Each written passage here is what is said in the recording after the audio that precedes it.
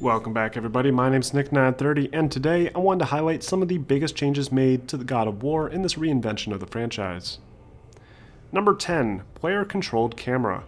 The God of War franchise has always been designed around using set camera angles that couldn't be adjusted by the player, which forced players to look at the scene exactly as the developer intended. The new God of War takes on a more modern approach to the player camera, and gives players direct control over it. This opens God of War up to a bunch of new gameplay opportunities, like more hidden secrets and more interesting exploration. Number 9. Open-ended level design. While not necessarily an open-world game, God of War takes a lot of inspiration from games like Uncharted, Dark Souls, and Tomb Raider, with a semi-open-world approach. Areas have multiple intersecting pathways and can be revisited later to find collectibles, and there's even shopkeepers scattered around to upgrade your gear. There's also much larger areas with optional side quests that can be completed for extra rewards. Number 8. Heavier emphasis on cinematics. God of War has always been a series that aimed to deliver a cinematic experience to players while also having fun over-the-top gameplay. But the newer God of War takes this a step further and has followed a similar approach to their storytelling as games like Uncharted and The Last of Us, with much longer cinematic moments, great character performances, and a more personal, emotional experience. This isn't to say that the new God of War is light on gameplay, there's still plenty of that, but there's no denying the focus has shifted quite a bit with this entry. Number 7. Atreus. Kratos isn't alone this time and is accompanied by his son Atreus, a headstrong child that tries desperately to prove himself in this brutal, unforgiving world. I can't help but draw comparisons to Naughty Dog's The Last of Us, as Atreus handles a lot like Ellie, where he'll occasionally assist in a fight, make useful callouts, and even assist in puzzle segments. While it's not the first God of War to introduce a companion to Kratos, Atreus has a more prominent role in this game and is with the player for a good majority of the playtime. Number 6. A changed Kratos.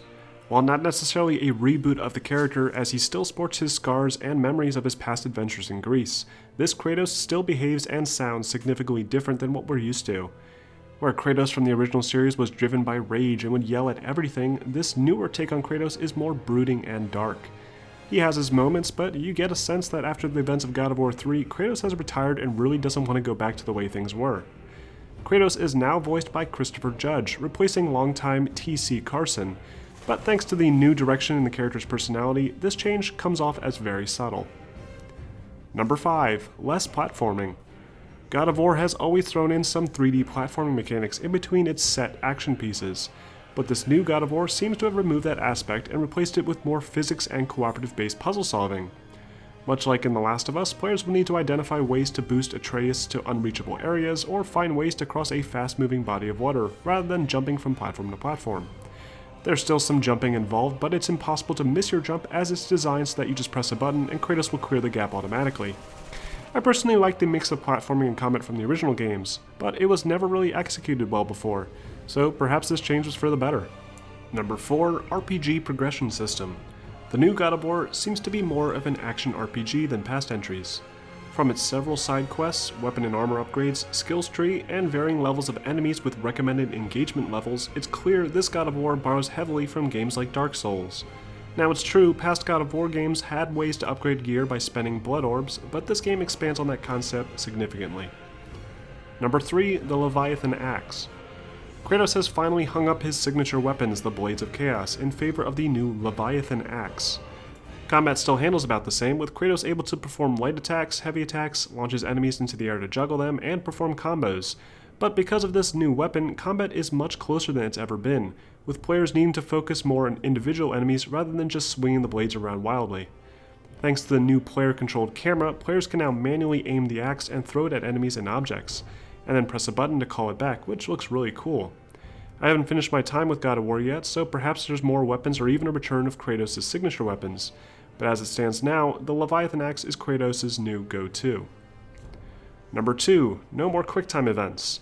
The original goal of the old God of War games was to bring the player closer to the action, and to do this, Santa Monica took advantage of QUICKTIME events quite a bit. Thankfully, this outdated game mechanic has finally been removed and replaced with a more organic design that makes sense.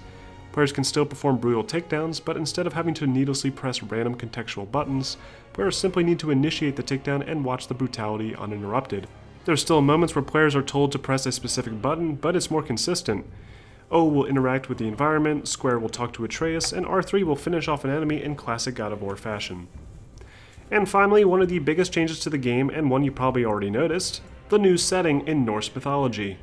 God of War has always been a series about a Spartan demigod killing off characters in Greek mythology. But since Kratos has essentially killed everything having to do with Greece, Santa Monica thought it best that Kratos begin ruining someone else's culture.